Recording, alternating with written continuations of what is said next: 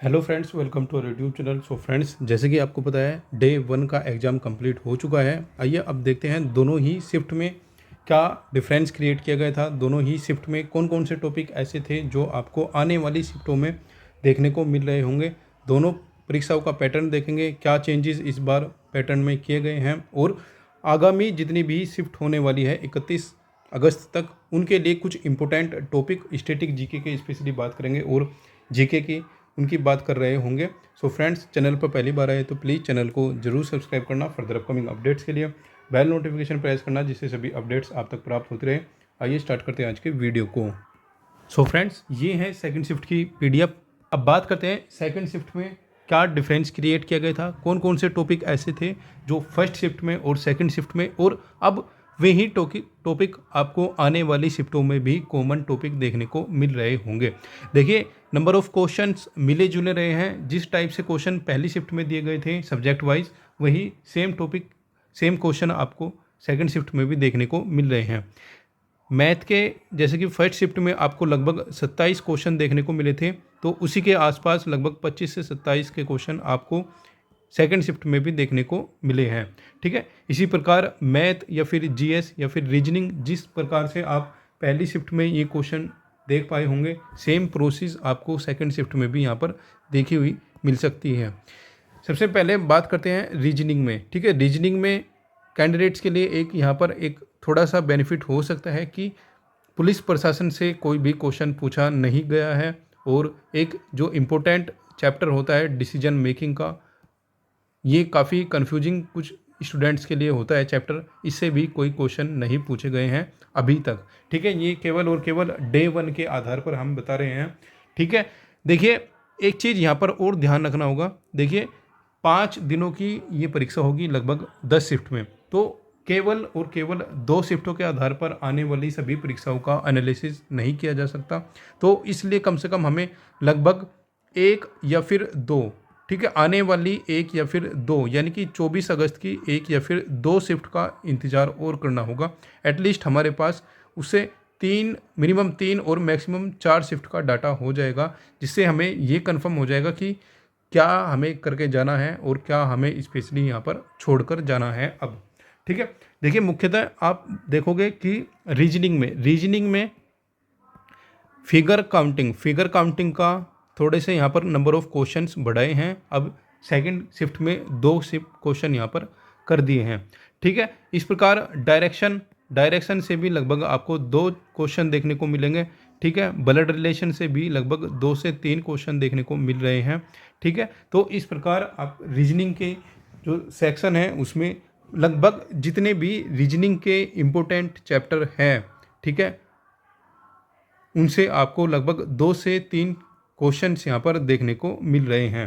ठीक है, तो odd one out, odd one के क्वेश्चंस या फिर एनालॉजी के क्वेश्चंस को आप देख सकते हो।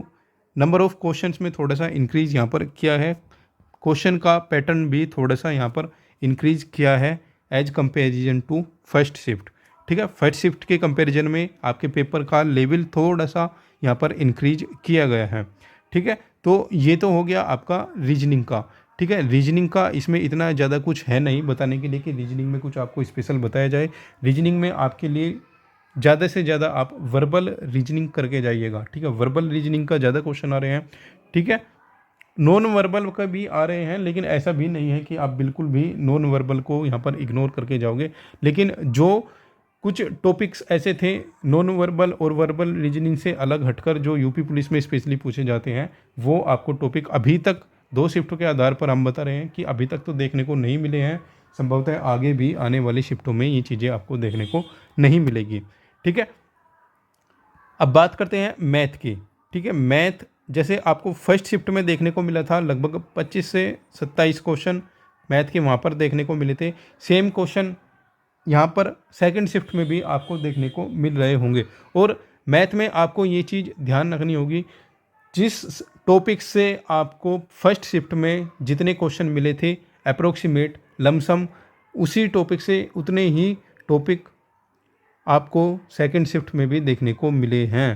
तो प्रॉफिट लॉस से जैसे कि आपने फर्स्ट शिफ्ट में देखा होगा लगभग 3 से 4 क्वेश्चन डिस्काउंट के साथ प्रॉफिट लॉस प्लस डिस्काउंट से लगभग 3 से 4 क्वेश्चन पहली शिफ्ट में थे, तो लगभग 3 से 4 क्वेश्चन अब सेकंड शिफ्ट में ही है। ठीक है, डीआई के लगभग पहली शिफ्ट में 2 क्वेश्चन थे, तो इसमें भी 2 से 3 क्वेश्चन हैं। तो अप्रोक्सीमेट जोन जोन से टॉपिक आपने फर्स्ट शिफ्ट में देखे हैं, सेम वही टॉपिक आपको सेकंड में भी मिले हैं। लेकिन आप यहाँ पर एक चीज़ ध्यान रखिए, बोट एंड स्ट्रीम, ठीक है, बोट एंड स्ट्रीम ये सेकंड शिफ्ट में ऐड किया गया है, और मैंसूरेशन ये सेकंड शिफ्ट में ऐड किया गया है। तो लगभग आप मानकर चलिए कि मैंसूरेशन के साथ और बोट स्ट्रीम के साथ मैथमेटिक्स में जितना भी टॉपिक एग्जामिनर ने दिए हैं वो सभी टॉपिक आपके सिलेबस में हैं। तो कहने का मतलब ये हो गया, सिलेबस के लगभग मैथ के जितने टॉपिक हैं वो आपको देखने होंगे, लेकिन कुछ चैप्टर्स ऐसे हैं जिनको आपको विशेष फोकस करना होगा, जिसमें से आपको अधिकतम क्वेश्चन देखने को मिल रहे होंगे। जैसे कि आपको प्रॉफिट लॉस प्लस डिस्काउंट लगभग 3 से 4 क्वेश्चन आपको देखने को मिलेंगे। टाइम एंड वर्क 1 से 2 क्वेश्चन देखने को मिलेंगे। टाइम एंड डिस्टेंस और ट्रेन, ठीक है, यहाँ से भी आपको 3 से 4 क्वेश्चन देखने को मिल रहे होंगे। ठीक है, रेशो से 1 क्वेश्चन, ठीक है, एलिगेशन से भी लगभग 1 क्वेश्चन आपको देखने को मिलेगा। डीआई से लगभग 2 क्वेश्चन से 3 क्वेश्चन आपको देखने को मिल रहे होंगे। ठीक है फ्रेंड्स, परसेंटेज से भी लगभग 2 से 3 क्वेश्चन आपको देखने को मिल रहे होंगे। तो अप्रोक्सीमेट ये वो टॉपिक है मैथ के जो आने वाली शिफ्टों में गेम चेंजर होने वाले हैं, और आने वाली शिफ्टों में अप्रोक्सीमेट यही डाटा आपको आगामी जो दिन होंगे, आगामी जो एग्जामिनेशन होगा उसमें भी देखने को मिल रहे होंगे। ठीक है, तो ये चीज़ें हो गई आपकी मैथमेटिक्स की। अब बात करते हैं हिंदी की। देखिए, हिंदी का लेवल यदि आप बात करोगे, हिंदी का लेवल इतना डिफ़िकल्ट नहीं आया है। देखिए, यदि आप हमारे चैनल के रेगुलर फॉलोअर हो व रेगुलर आप हमारे चैनल की वीडियोस देखते हो, तो हमने आपको पहले लगभग परीक्षा से लगभग 2 से 3 दिन पहले एक वीडियो बनाई थी हमने, उसमें आपको बताया था 19 फरवरी और 18 फरवरी और 19 फरवरी में साहित्य नहीं पूछा गया था, लेकिन इस बार साहित्य ज़रूर पूछा जाएगा। तो साहित्य स्पेशली अब आपको ज्ञानपीठ सम्मान जो रिसेंटली दिए गए हैं, ठीक है, और जितने भी अवार्ड हिंदी में होते हैं वे एक बार आपको ज़रूर देखने होंगे। और हिंदी का लेवल देखिए, हिंदी का लेवल इतना भी डिफ़िकल्ट नहीं आ रहा है कि आप करना चाहो।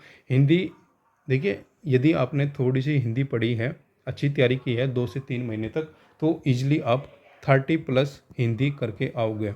मैथ अगर जो आपका मैथ एवरेज मैथ भी है तो भी आप 15 से 20 करके आओगे, और यदि आपका मैथ बिल्कुल अच्छा है तो आप 25 के 25 करके आओगे।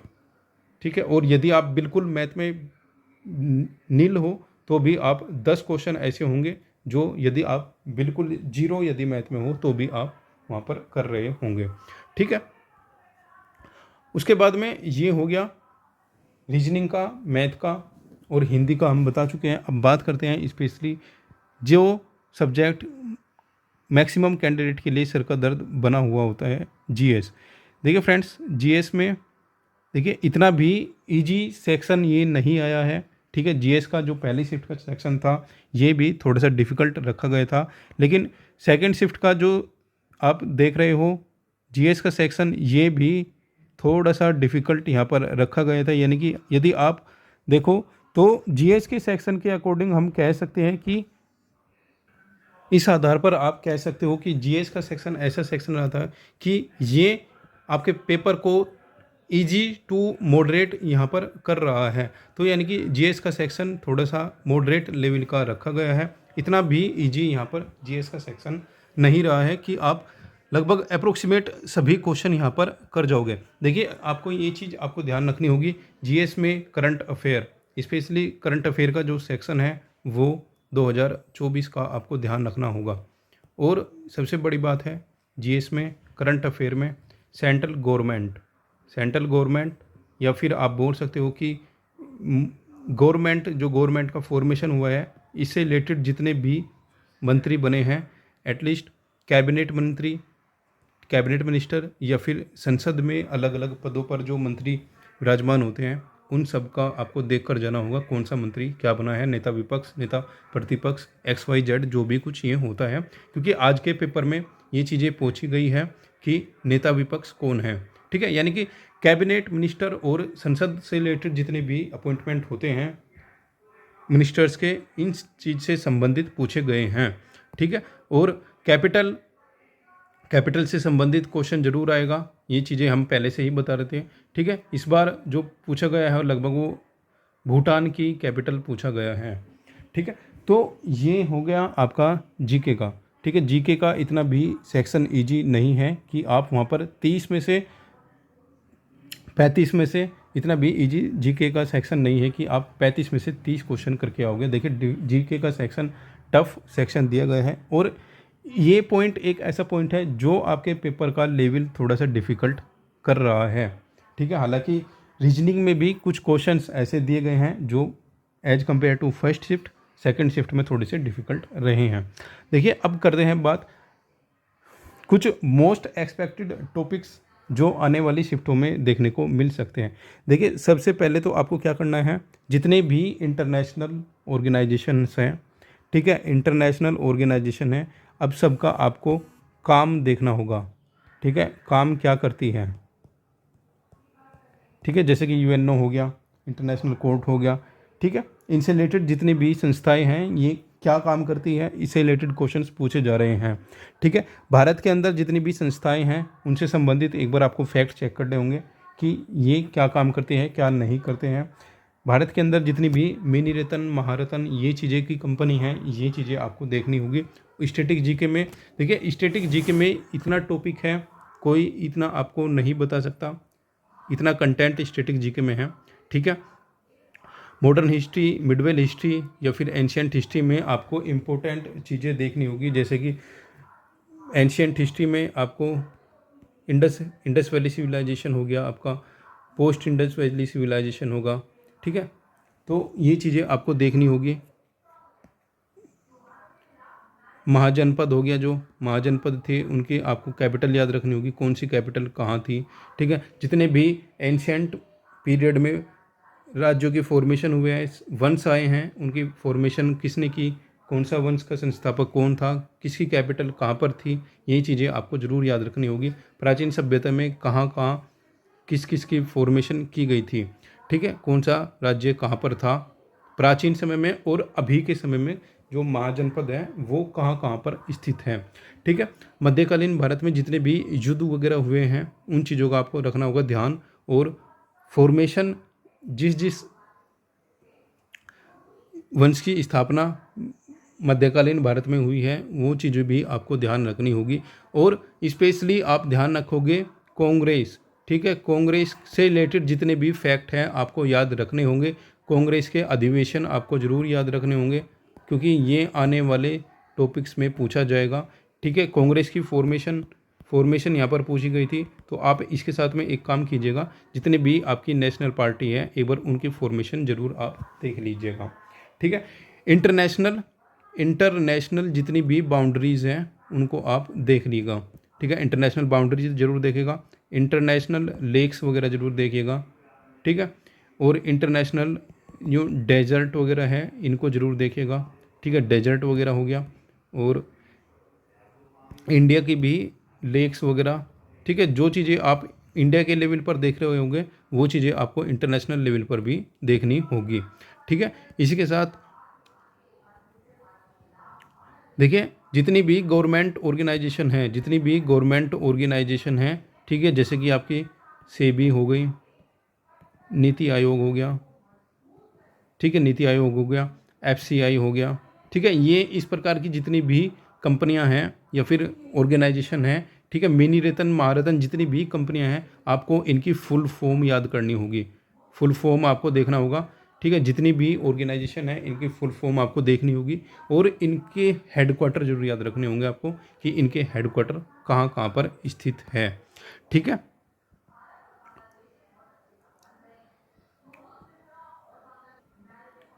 पॉलिटी, ठीक है, पॉलिटी में आप आर्टिकल जरूर करोगे, आर्टिकल कोशिश करना कि कम से कम 100 तक तो आर्टिकल हो जाए। ठीक है, 100 तक यदि आप आर्टिकल करोगे तो वो वेल एंड गुड। उसके बाद में finance commission, election commission, supreme court, ठीक है, हाई कोर्ट और जी कॉन्स्टिट्यूशनल और नॉन कॉन्स्टिट्यूशनल बॉडीज़ आपको याद रखनी होगी। ठीक है, विटामिन से होने वाली बीमारियां कौन कौन सी हैं, विटामिन की केमिकल नेम कौन कौन से हैं, विटामिन का जो नेम होता है उनको क्या बोलते हैं, विटामिन ए को क्या बोलते हैं, विटामिन बी को क्या बोलते हैं, ये सब चीज़ें आपको ज़रूर देख कर जानी होगी, क्योंकि आने वाली शिफ्ट में ये चीज़ें आपको देखने को मिलेंगी। क्योंकि आपका 4 शिफ्ट में एग्ज़ाम नहीं है, ये एग्ज़ाम 10 शिफ्ट में है, तो क्वेश्चन कहाँ से लेके आएगा एग्जामिनर। तो ये क्वेश्चन, यही चीज़ें आपको देखने को मिल रही होगी आने वाले समय में। ठीक है, बाकी और जो भी इम्पोर्टेंट कुछ फैक्ट्स होंगे, इम्पोर्टेंट टॉपिक होंगे, हम आपको टेलीग्राम पर एक लिस्ट में लिखकर ज़रूर शेयर करेंगे कि कौन कौन से टॉपिक आपको आने वाली डेज़ के लिए ज़रूर आपको फॉलो करने हैं। तो प्लीज़ आप जिस नाम से ये वीडियो यहाँ पर देख रहे हो, सेम नाम से आप टेलीग्राम पर हमारे चैनल को ज्वाइन कीजिएगा। ठीक है, जिस नाम से आप ये चैनल देख रहे हो, नाम से आपको टेलीग्राम चैनल भी मिल जाएगा। वीडियो डिस्क्रिप्शन में आपका चैनल का लिंक यहाँ पर दे दिया जाएगा। फ्रेंड्स, वीडियो ज़्यादा बड़ी ना हो इसलिए यहाँ पर और ज़्यादा टॉपिक्स नहीं बताए जा रहे हैं। आप टेलीग्राम पर फाइंड कीजिएगा, वहाँ से आपको सारे टॉपिक्स की लिस्ट, आपको इंपॉर्टेंट टॉपिक्स की मिल जाएगी। सो फ्रेंड्स, फर्दर जो भी अपडेट्स होगी नेक्स्ट वीडियो में अपडेट आपको दी जाएगी। मिलते हैं नेक्स्ट वीडियो में नेक्स्ट अपडेट के साथ।